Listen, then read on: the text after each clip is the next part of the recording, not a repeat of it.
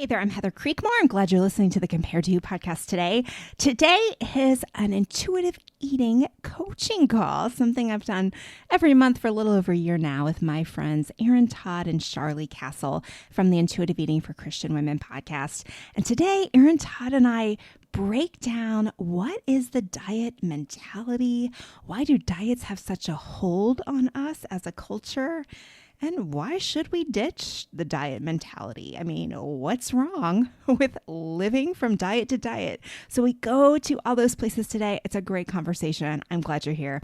Hope you get a lot out of it. And hey, if you need extra support, coaching is open. So go to compareto.me, go to the coaching tab, and you'll find out all you need to know. Or you can grab a quick 10-minute call with me to see if coaching's right for you.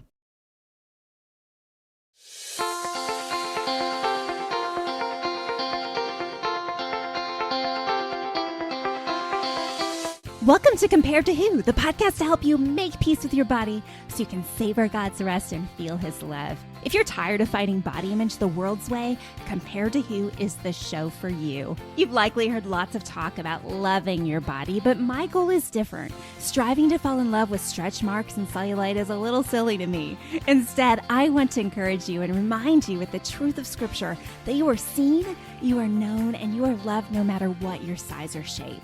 Here, the pressure is off. If you're looking for real talk, biblical encouragement, and regular reminders that God loves you and you're not alone, you've come to the right place.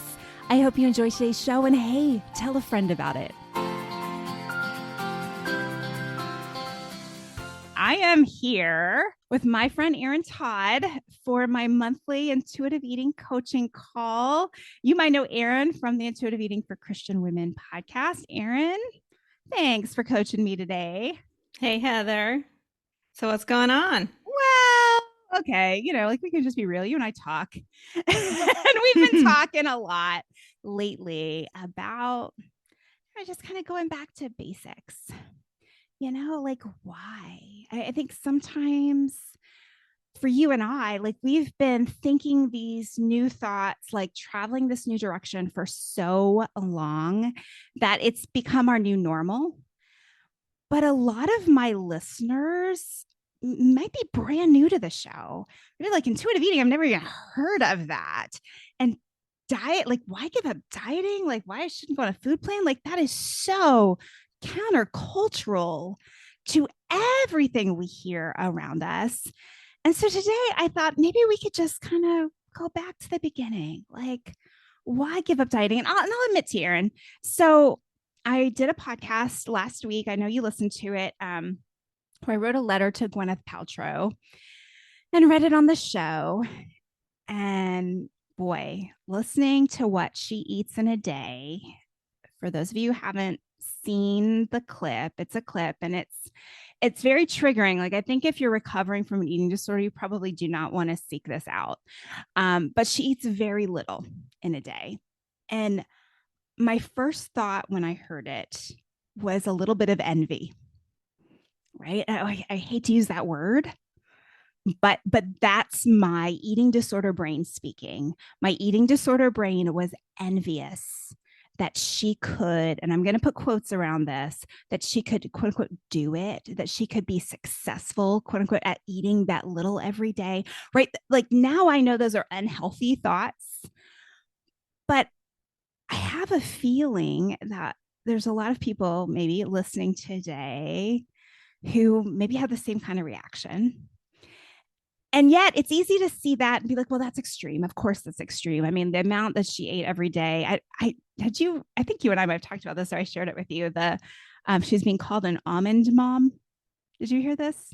Did we talk about this? No. No, it's someone else. Okay. So I'd never heard this term before. I think it was the New York Post that used it, but they coined her an almond mom.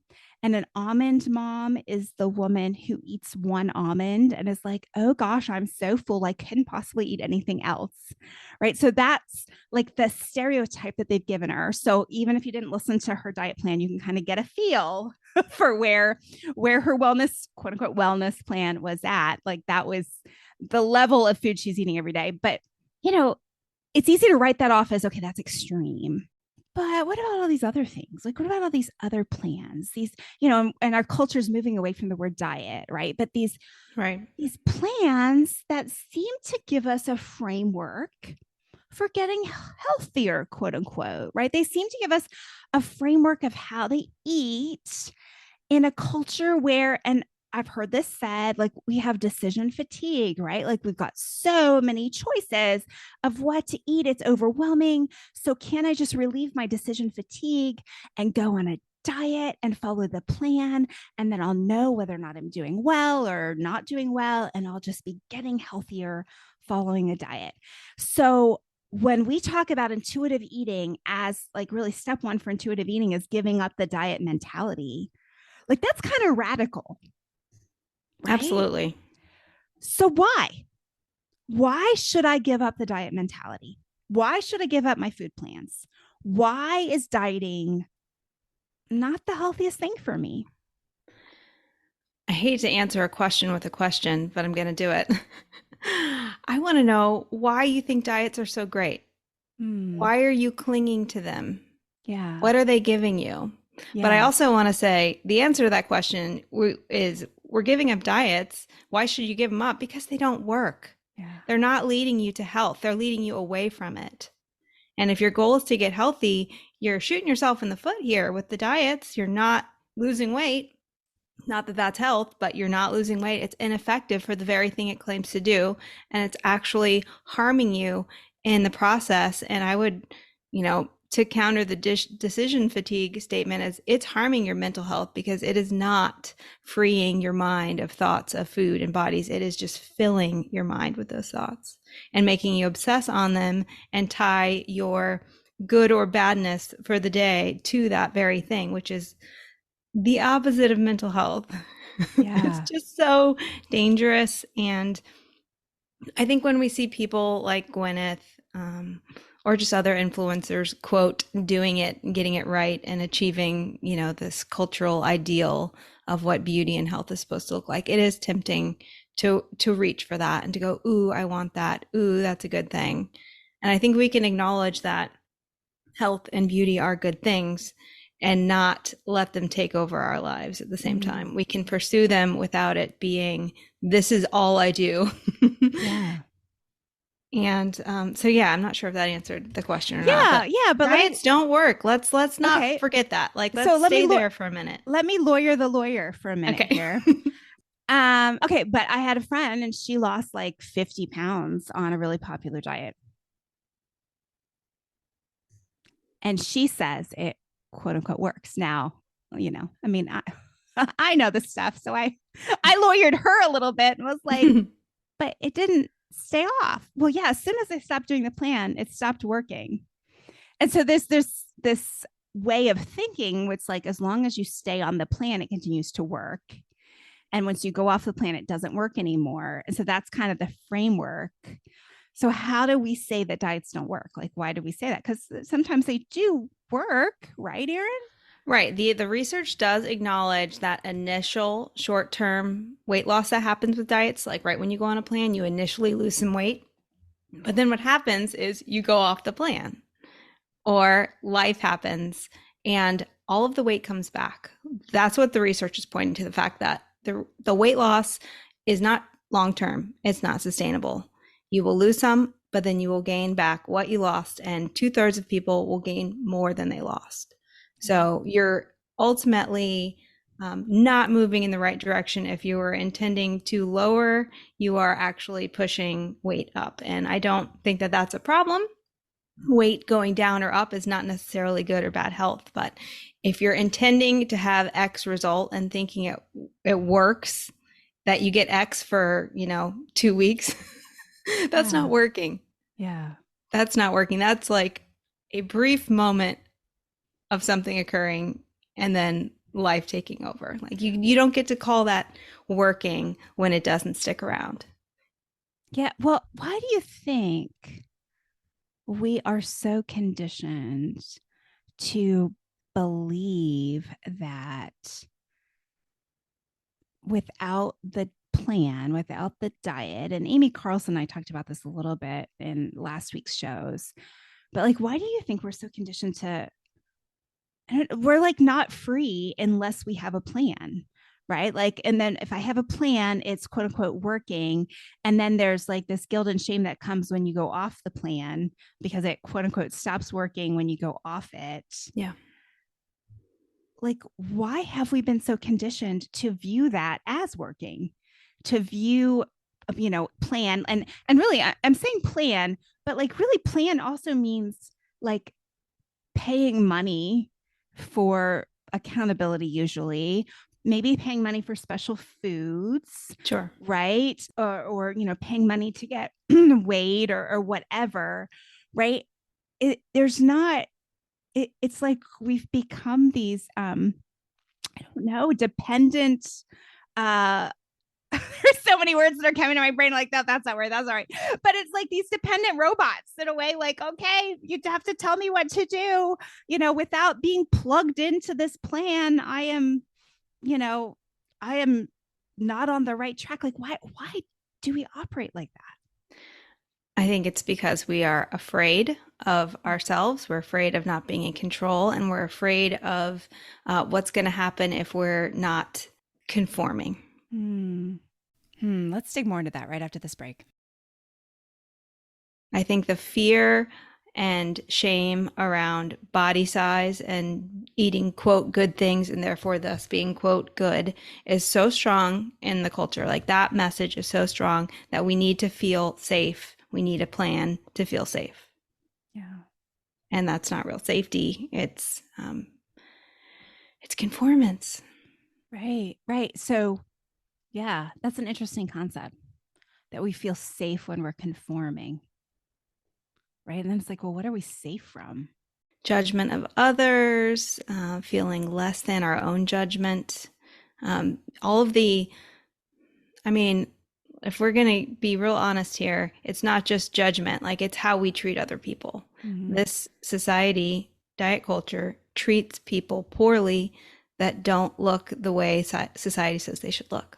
Yeah. So it's like nobody wants to expose themselves to that kind of harsh mistreatment, to that kind of humiliation and ridicule and judgment and all of those terrible things that we pile on. Shaming of other people. Nobody wants to be shamed. Nobody wants to feel shamed. We're running from that. We are trying to protect ourselves. We're trying to find safety. And the way to do that is to look like everybody else and go with the flow. But the flow is going the wrong way. It's so hard to stick your neck out and do something different. It is just so hard. And in anything, especially when it comes to something like our appearance, which so many of us conflate that with our identity, that it becomes especially dangerous. Yeah. Yeah. And I mean, I feel that. Like, I totally feel that right now. Like, I feel like it feels like failure not to conform. And that's a really messed up way of thinking. But I think a lot of people can probably relate to that, right? Because my definition of success was wearing a certain size or looking like the people, not looking like them, but trying to look more like the people I admired, right? The closer you are to Gwyneth, the closer you are to heaven, right? And then That's what we're told in this culture. Yeah. I was watching, I follow the crappy Christian on Instagram. I don't know if you follow her too. No, I love that name. I gotta check that out. I was on her show. I don't know, it's probably been a year or so.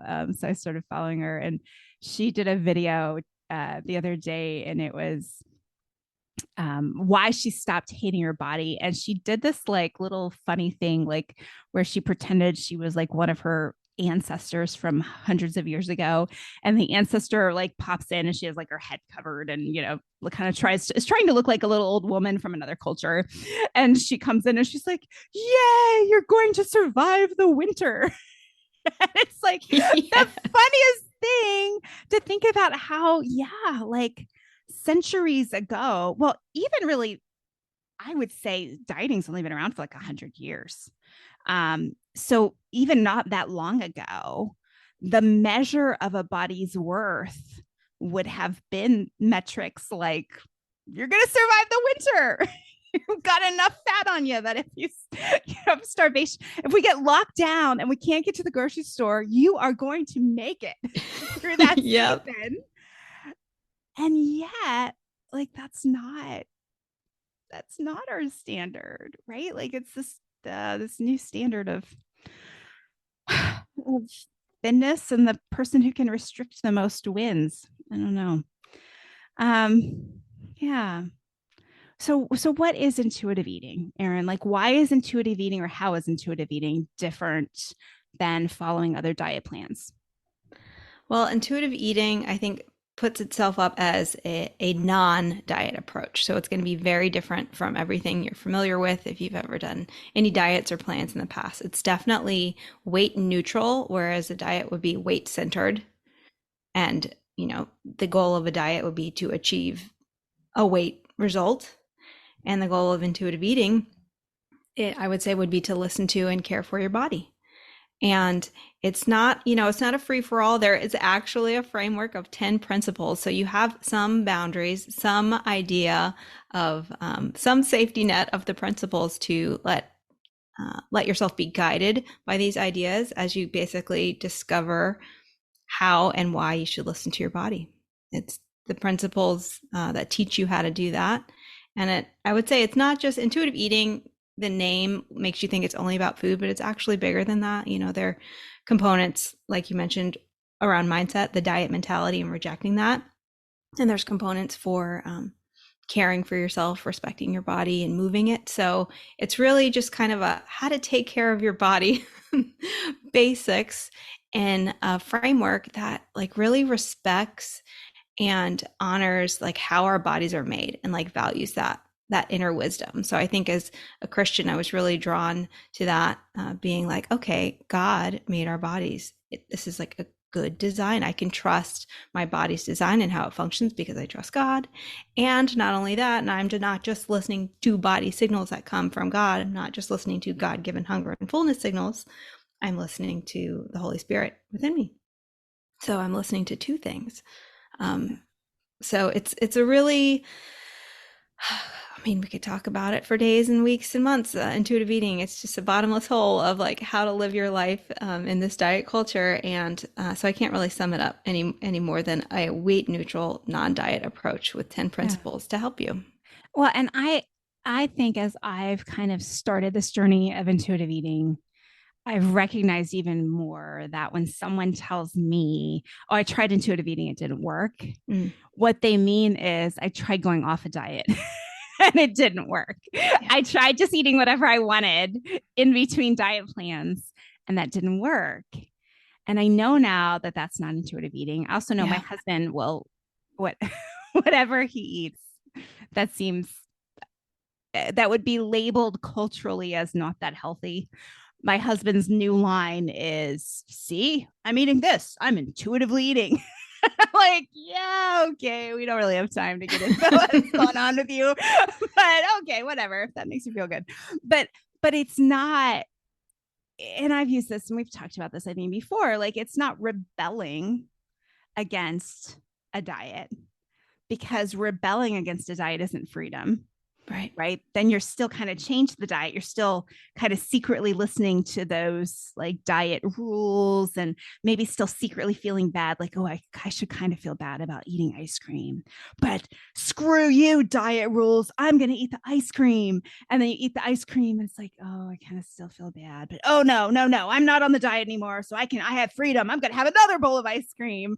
Right, and it's like, it's not that, it's more really just, I think, would you say maybe just kind of even eliminating that whole dialogue around it and be like, it's just food. Yeah, absolutely. It's way more neutral. You don't have all of these value judgments coming from the outside. Like it's rebelling, like you're talking about, would be a response to external rules or frameworks about how we are to do things and what outcomes we're supposed to achieve in so doing. And this is really the shift from external to internal. Yeah. And it doesn't matter what other people's rules are and what they're doing, because this is about you and your body and how you feel and, what God has called you to do in your body and in this life. Yeah. But how do we get to the point where we trust ourselves around food? Like, I feel like that's a pretty big Yeah. concern. Um, and, I know that you have a story about some white cake. Yep. There's some in my freezer right now. Yeah. But like, how do we trust ourselves around food? Like, I mean, I don't, is it possible to go from I've been on diets for 30 years to now I'm an intuitive eater? Like, what's that look like? Well, you don't flip a switch or buy a shirt or a book and listen to one podcast and go, click, I've arrived. Like, that's just not how it works. It's trust is something that you have to develop and learn here. Mm-hmm. And so it's this big process of unlearning all of the diet stuff you've been drowning in for decades, if you're as old as I am, and relearning this new approach, this new countercultural, weight neutral approach of listening to your body and listening to God and letting that be enough. Mm-hmm. And so it's like cultivating trust in any relationship. Like, it takes time. Yeah. You can't just like meet a new friend and immediately trust them, like right. You got to draw that out. You have to develop it. And it comes with time, and it's difficult. And I think a lot of people have been conditioned to completely mistrust their bodies and like run from any kind of signals that come from within. Diet culture is very clear that we're not supposed to trust our hunger, and we're supposed to try and stuff it down and ignore it and do anything to avoid it, and that we can't be trusted around sinful foods and indulgent things like cake in my freezer.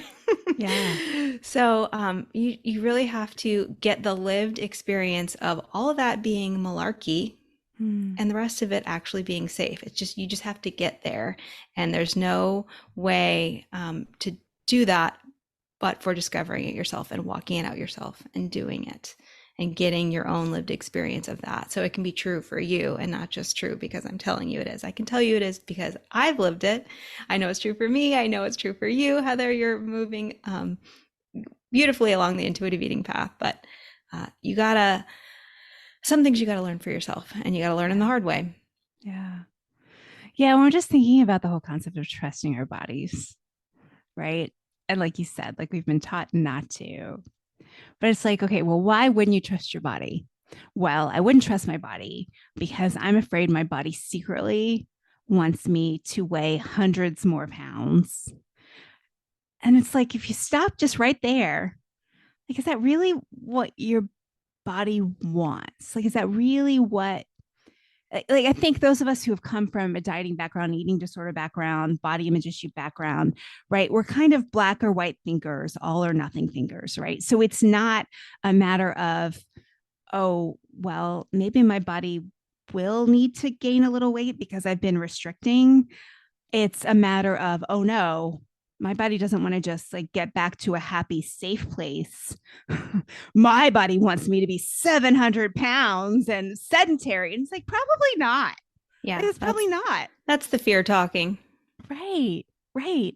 And yet, I don't know. I feel like, do you hear that from women? I feel like I hear that from women. Like, once I start eating, I will never stop.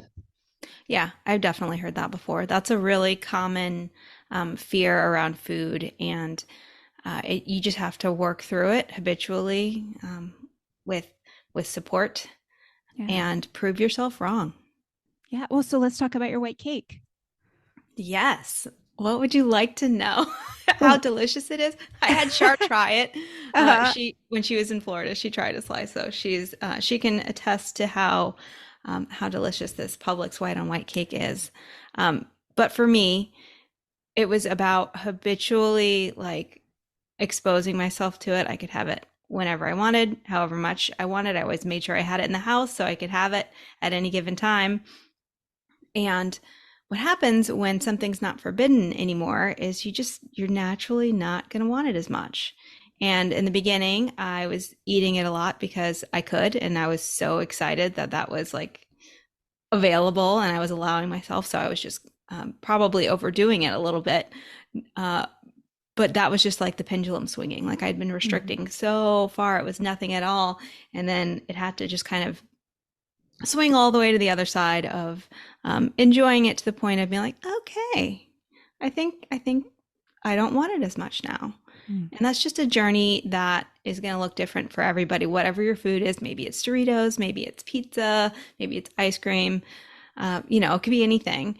And how often you restricted that item and what it was like when you did allow yourself to have it. It's like it's going to be uh, personal and nuanced to your relationship with that particular food item. But eventually you get to a place where um, you still enjoy it. I didn't overdo it so much that I don't enjoy it anymore. I still really love it. It's still my number one choice of a sweet food. And it's just not, I mean, it's just there. Like I said, it's in my freezer. I haven't had it in a Yeah. while. I'm waiting for the day where I have a craving for it and then I know it's there. And it's just kind of like, I don't know. I don't have to think about it anymore. It's just Mm. there and it's okay. Yeah. So that's, I guess, to me, that comes to a place of like neutral or like peaceful.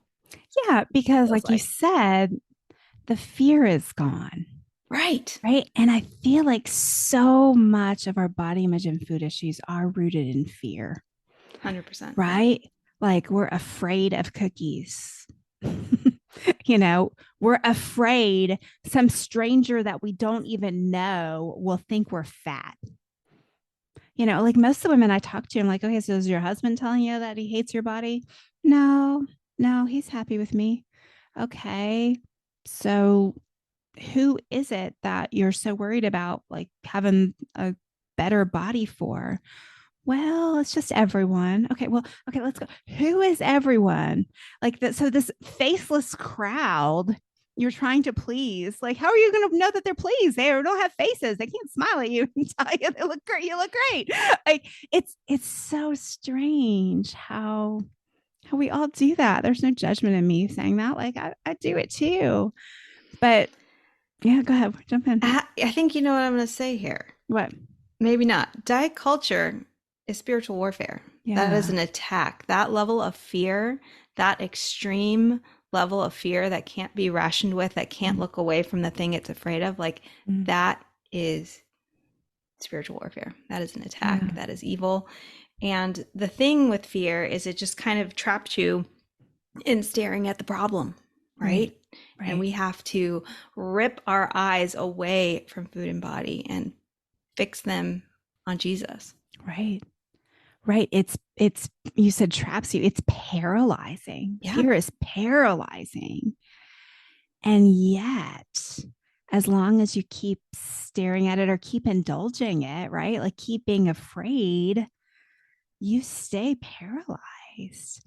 And there really is no way you can eat or no like weight you can achieve that will free you from that, right? The fear doesn't go away when you get thinner, the fear doesn't go away when you follow your plan perfectly. Instead, you just kind of have more fear like, oh, if I stop doing this, am I going to gain weight? Oh, if I stop eating this way, like, is everything going to go, And even as you were talking about the cake, I was thinking, I was going to jump in with this. I was thinking, someone is hearing you saying, oh, but aren't you afraid you're going to get diabetes? Aren't you afraid of all Mm. that sugar? Aren't you afraid of what that sugar is going to do to your immune system? And it's like, okay, yeah, there might be some data out there that's been touted as gospel, right? There might be some data out there about some of those things, but the reality is data or no data, we don't get to live in fear. Like we're not called to that. No, Like we're not called to be afraid of sugar. no. And the other thing I would say to that fear is even if I ate a quote unquote perfect, Gwyneth level amount of, I nailed the plan, Mm, I am not guaranteed health. right, I am not in control of that. right. I'm not able to save myself through perfect eating. Yeah, Doesn't work. It's not yeah, possible. I'm not in charge. God is in charge of right. that. He gives health or he doesn't. Mm-hmm. And nothing I do with my food choices is going to make or break that.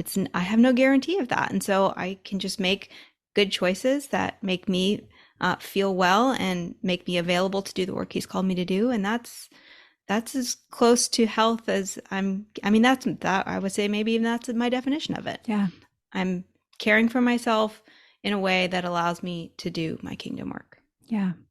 Well, and also health is, I think, eating in a way that gives you mental capacity, right? And emotional capacity to do actually what we're here for, your kingdom work, but to spell that out even more, to love God and love others, right? Because I know I was not very good at loving others when I was on a diet. Yep. In fact, maybe just the opposite, right? Like it's so stereotypical, right? But it's like angry mom, she's on a diet again. She's Yeah. angry, right? It's true. It's really difficult to be all in with following your plan rigidly Yeah. and love others well. I mean, you think anyone can do it? No, well, I couldn't. It trapped me in a self-centered existence. Yeah. And Yeah. we're called to be living God-centered, other-centered lives. That's the other level where it's spiritual warfare because it is really prohibiting you from drawing close to the Lord and doing what he wants you to do and just also enjoying life. I mean, Right. hello, nothing about dieting was enjoyable. Not Right. one thing. Not even like the 1.5 seconds of hitting the goal weight and being like, Mm-mm. uh-oh, this didn't do it. Yep. It's a high followed quickly by a low. Mm-hmm. Right? It's like, oh, I should feel really great now. Why don't I feel really great now? And why aren't I free? Yeah. Like, why am I still trapped? Why do I still have to count all the things and measure all the things Mm-hmm. and track all the things? Right? It's not freedom. It's not. Yeah. It's not living. Yeah. And just going back to the spiritual warfare thing, I mean, I just get ticked off by the reality that like the enemy can take so many women out just like through a box of donuts. Or, like he can like completely render us ineffectual for a day because someone brought a box of donuts to work. Yeah. And we have this mental like, oh, should I have the donut? Should I have the donut? Oh, I said I wasn't gonna have donuts anymore. Oh, I'm gonna have a donut. Okay, I had a donut. And then we feel like we're so self-consumed all day Yep. over a stupid, I don't know how much are donuts now, $1.50, like a stupid little round piece of cheap dough that we can't love others well for that whole day, maybe longer, right? Like it's, that aspect of it makes me really angry about diet culture, right? And Yeah. what it's done to us as Christian women, you Yeah. know, and why Yeah. I think we need to get more serious about rooting it out in the church, right? Because it's not like, oh, us Christian women, we need to get healthy together for Jesus so we can be good stewards. And yeah, yeah. I mean, it isn't good stewardship, I don't think. Do you think it's good stewardship of our bodies? Dieting is not good stewardship. Yeah. Explain No. that a little.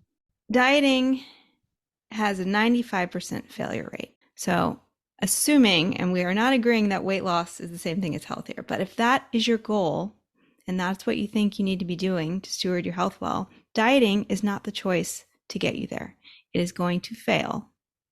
You are not going to achieve long-term weight loss. So you've picked a bad method. If you want to steward your health well, you can't pick a strategy that has a 95% failure rate. If dieting was a drug, it would not be allowed on the market because it has a 95% failure rate. I love the intuitive eating authors have a segment in the book where they're using an asthma. I think it was an inhaler analogy Uh-huh. where it's like if your doctor gave you an inhaler that didn't stop your asthma attacks and then actually damaged your lungs, like would you still like get that medication? It's like, no, it's not doing what it told you it was going to do, and it's actually harming your body in the process. And not to mention how it's harming your mental health, your spiritual health, your ability to love God, love others, and live your life. Yeah. It's just it is poor management at best and just harm in almost every case. So 100% not good stewardship.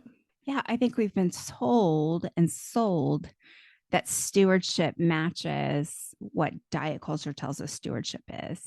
But then thinking, I mean, what's behind that, right? Well, it's fear. They're driving us with fear. Right. But then it's really all about money, right? I mean, this That's right. industry gets wealthy off us being afraid and going from diet that fails to diet that fails to diet that fails, or going back to the same diet that fails us over and over again every Yeah. time we go off of it. And they're getting wealthy on that. Yeah. And telling us though out of the other side of their mouth that they're really for our health. I mean, I think like let's just talk about the Weight Watchers thing, because I know there's some women listening that have been following that. So Weight Watchers just bought a drug company so they can start administering weight loss drugs. And so they've gone from being the answer to your health issues to wait, what is this now? I don't know. What are your thoughts on that, Erin? I mean, it's a pretty genius business model. They're setting you up for lifetime customer status. Mm, yeah. They've pathologized body size to get you to think you need the drug. Once you take the drug, you have to stay on it or it stops working. Yeah, I read that too. And so you're signed up for life. What a steady revenue stream that must be. Yeah, because people were on to the steady revenue stream of going on Weight Watchers, off Weight Watchers, on Weight Watchers, off Weight Watchers. And now they've kind of had to up the ante a little bit. Yeah. It's outrageous. I can't believe this is what's happening. It's terrible. It's sad. It's really sad. And so, and that, to kind of bring us full circle, like that's why I wanted us to go here today. I know I've got new listeners that may be thinking like, I don't even know what intuitive eating is. What are these intuitive eating coaching calls? And today's is a little different than normal. Normally we have Charlie Castle with us, and she kind of analyzes my eating habits at a different level as she does from her standpoint as a non-diet dietitian and exercise physiologist. But today I just wanted Erin and I to have a conversation about why. And so if you're a listener today and you're like, yeah, I hear you, but I'm just not there yet. Okay, first I want you to hear it's okay. I've said this many times. Like, God could not have touched my food until he touched my body image. I've written some things and compared to who, and like that reveal where I was when I was writing compared to who. I mean, I was still very like 1 foot in diet culture, 1 foot in body image freedom.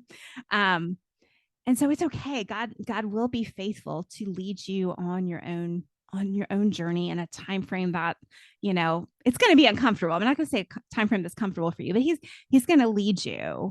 But I think our encouragement to you today is there's a better way. I don't know, Erin, how what would your appeal be to the woman who's like, yeah, I hear you, but I would ask that woman to really think about her lived experience with dieting and to go back to that answering a question with a question from the beginning. It's like, why are you so invested in this? Why do you think this works for you? Has it ever actually worked for you? Yeah. What was that like? What did it cost you for it to, quote, work for you?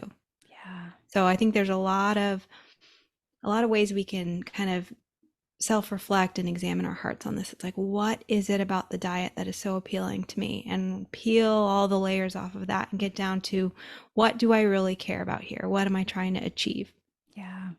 Yeah. What am I trying to achieve? And I love that. What does it cost? Right. Because many of the coaching clients I talk to, it's like, oh boy, if I could have back all that money and all that time, wow, I would live differently.